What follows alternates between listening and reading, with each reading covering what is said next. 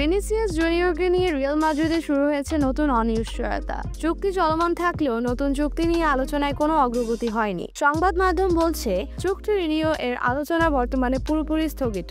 2027 সাল পর্যন্ত চুক্তি থাকলেও ভিনিসিয়াস চাইছেন এমবাপ্পের থেকেও বেশি বেতন, প্রায় 30 মিলিয়ন ইউরো, সাথে লয়্যালটি বোনাসও। তবে ক্লাব তার সাম্প্রতিক পারফরমেন্সে সে সিদ্ধান্ত নিতে রাজি নয়। বিশেষ করে ক্লাব বিশ্বকাপে পিএসজির বিপক্ষে হারে ভিনিসিয়াসের ভূমিকা নিয়ে ক্লাবের ভিতরে প্রশ্ন উঠছে। চলতি মৌসুমেও তার ফর্ম ছিল ওঠানামা, যার ফলে তিনি আর আনটাচেবল নন বলে মনে করছেন অনেকে।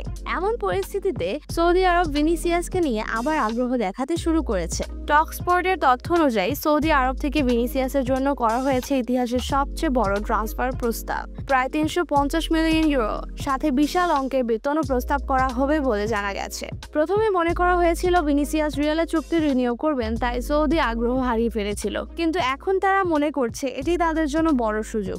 অন্যদিকে রিয়াল মাদ্রিদের ভিতরেও আলোচনা চলছে যে ভিনিসিয়াস ও এমবাপ্পে একসাথে মাঠে মানিয়ে চলতে পারছেন কিনা। ক্লাবের নতুন পরিকল্পনাতে এমবাপ্পেকে প্রধান ভাবা হচ্ছে, যা ভিনির ভবিষ্যৎকে আরো অনিশ্চিত করে তুলছে। রিয়াল মাদ্রিদ আগেও জানিয়ে দিয়েছে ভিনিসিয়াসকে তারা বিক্রি করবে না, শুধু 1 বিলিয়ন ইউরো রিলিজ ক্লজ কেউ পূরণ করলেই সে যেতে পারবে। কিন্তু এখন ক্লাবের অবস্থান কি বদলাচ্ছে? তবে মাঠের বাইরেও কিছু ঘটনার কারণে ভিনির ব্যাপারে ক্লাব অস্বস্তি বোধ করছে বলে জানা গেছে। বিশেষ করে সাম্প্রতিক ব্যক্তিগত জন্মদিন পার্টি এবং কিছু অতিরিক্ত প্রচারের বিষয়ে ক্লাব কর্তাদের মনোভূত হয়নি।